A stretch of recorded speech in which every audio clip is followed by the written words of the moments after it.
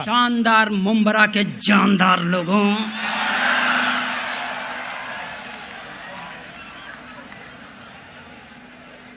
मेरे पहले हट्टा कट्टा पर्सनाल्टा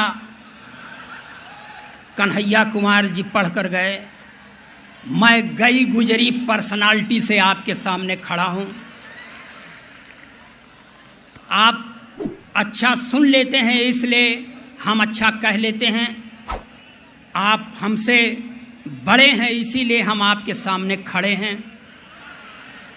मन लगाइएगा। अच्छा हुआ कि हिंदी डायस के वीर रस के कवियों को आपने नहीं बुलाया।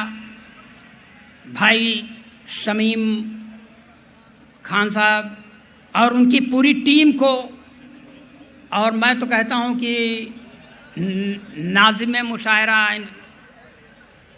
जनाब फर्रुख, हाँ नदीम फर्रुख साहब का भी मैं एहसानमंद हूं, जिन्होंने आपकी इतनी बड़ी जमात के सामने मुझे खड़ा करने का मौका दिया। देखिए, झूठ मूठ की शायरी नहीं पढ़नी चाहिए। जी बिल्कुल सही बात है कि रावलपिंडी में झंडा गाड़ देंगे। काहे गाड़ दोगे? यहां जगह कम है क्या? जो काम यहां करना चाहिए यहां नहीं, सीधे रावलपिंडी वही झगड़े की जड़। रमाकांत जी, पीछे का माइक बंद हो चुका है, उसको तुरंत चालू किया जाए। मैं ये रमाकांत भाई, तुम बहुत उपयुवा लिए हो भाई साहब। कभी आगे का माइक बंद कर देते हो, कभी पीछे का माइक बंद कर देते हो। अब माइक सब खोल दो। आप लोग थोड़ा सा मन बनाइए। ये जान लीजिए, ये मुशायरा नहीं है, ये समझ लीजिए मुजाहरा है। मुजाहरा है उस कौम की जिसने दुनिया को इंसानियत और मोहब्बत का पैगाम दिया है। यह मुजाहरा है उस काले कानून के खिलाफ जिसके जिम्मेदार केवल दो लोग हैं जो अवाम का दुख दर्द नहीं देख पा रहे हैं। तो मैं पहला लफ्ज पढ़ता हूं। देखिए, एक चीज बता दें, मोदी से मैं प्रभावित हूं। वो लिखता है कि बेटी बचाओ बेटी पढ़ाओ मगर पत्नी छोड़ दो।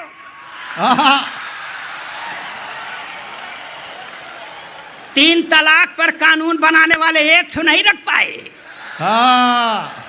और तब ये बात पढ़ता हूं भाई साहब, कहता हूं आप लोगों की हिम्मत पर, जिसको बात बुरी लगे वो महफिल से हट जाए।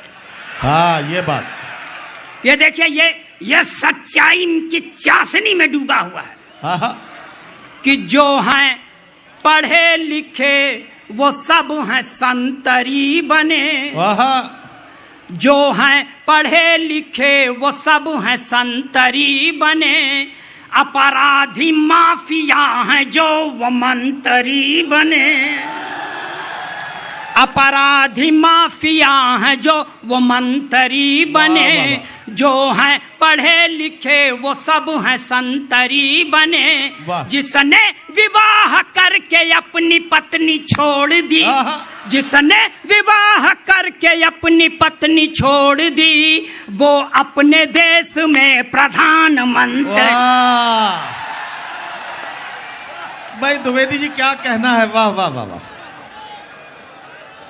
ये देखिए, इनका व्यंग ऐसे ही बहुत चुटीला और बहुत नुकीला होता है। जरा सा आप इनका साथ देंगे तो आप झूठी नहीं है। एक भी बात झूठी है भाई साहब। ताली बजाइए, हौसला मिलता है। और ये चार पंक्तियां सारे देश की तरफ से, मैं भी, मुझको हिंदी कविता के डायस पर काव्य पाठ करने वाले कवियों का भाई साहब 3-4 लोगों का आज टेलीफोन आया है। मैंने अपना मोबाइल बंद कर दिया है और एक ने यह भी कहा है कि जान से मारे जाओगे। अच्छा, तो शमीम भाई, तुम ऐसे ही मुशायरे खड़े करते रहना, मैं तुम्हारे मुशायरे में शिरकत करता रहूंगा। ओहो। कि तहजीब तहजीब खाक में क्यों मिलाने पे तुले हो।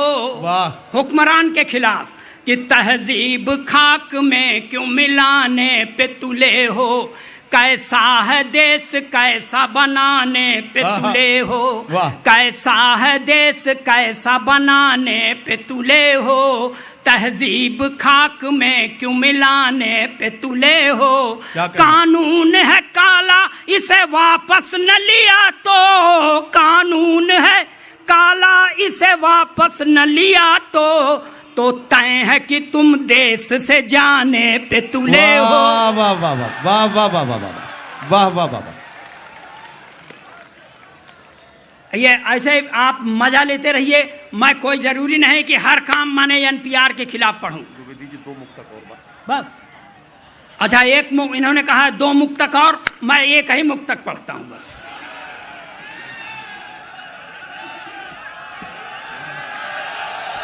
एक प्रश्न है प्रभुवर दिल में बिनती सुनो हमारी, एक प्रश्न है प्रभुवर दिल में बिनती सुनो हमारी, हर बूढ़े नेता के संग क्यों कम उम्र की नारी। ये राष्ट्रीय चिंता है जो मुझे खाए जा रही है। एक प्रश्न है प्रभुवर दिल में बिनती सुनो हमारी, हर बूढ़े नेता के संग क्यों कम उम्र की नारी, सपा बसपा भाजपा सब में है यह बीमारी, महामारी है ये, सपा बसपा भाजपा सब में है यह बीमारी, मोदी जी कांसीराम मोदी जी कल्याण मुलायम या हो अटल बिहारी, तो क्या गति होगी, क्या गति होगी अपने दिल के दुकान की, जय हो जनता की, जय हो हिंदुस्तान की, जय हो जनता की, जय हो हिंदुस्तान की। हाँ,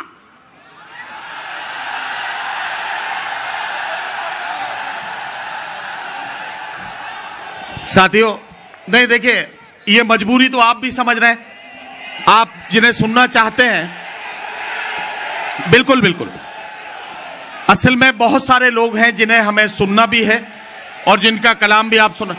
अच्छा ठीक है, मैं समझ गया। एक मुक्तक के लिए सिर्फ मैं आपकी बात रख रहा हूं, सिर्फ आपकी बात रख रहा हूं। मेरे साथ तालियों की गूंज में अखिलेश द्विवेदी जी को एक बार बुला लीजिए, चलिए।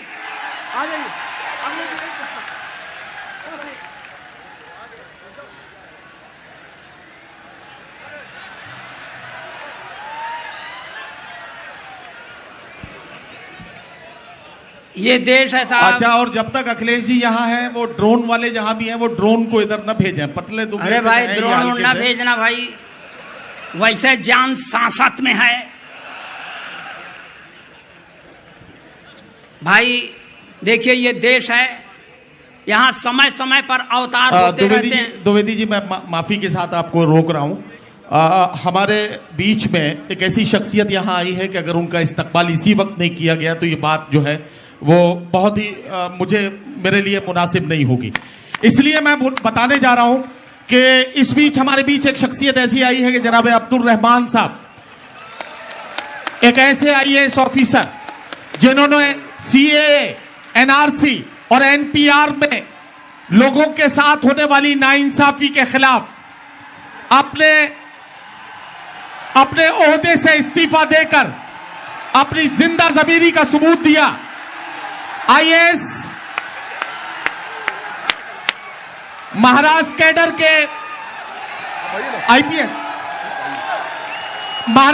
के आईपीएस जनाब अब्दुल रहमान साहब ने नाइंसाफी के खिलाफ अपनी जिंदा ज़मीरी का सबूत दिया है। आपकी तालियां कमजोर हैं, मैं आपको याद दिला रहा हूं। बहुत शुक्रिया। चलिए अब अखिलेश द्विवेदी जी का इस्तकबाल करते हैं। अखिलेश जी, आखिरी मुक्तक पढ़ देता हूं। देखिए ये आखिरी कोई का 5 मिनट पढ़े के मन हो तो कहते हैं 3 मिनट में चले आओ भाई। मगर डिसिप्लिन का मैं आपको बता दूं, देश दुनिया में सबसे बड़े मुशायरे में इतने डिसिप्लिन से बैठने वाले लोग नहीं मिलते दोस्त। क्या कहना? मुशायरे के डायस पर कम से कम 500 इंतजामकार लोग बैठ जाते हैं। आप लोग हम लोगों को सुनने के लिए आए हैं। मैं आपका झोली फैला के आप लोगों से दुआओं की भीख मांगता हूं।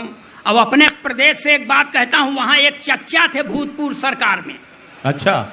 एक दिन वो खिसिया के मुख्यमंत्री से कह दिए, अभी तुम राजनीति में बच्चा हो।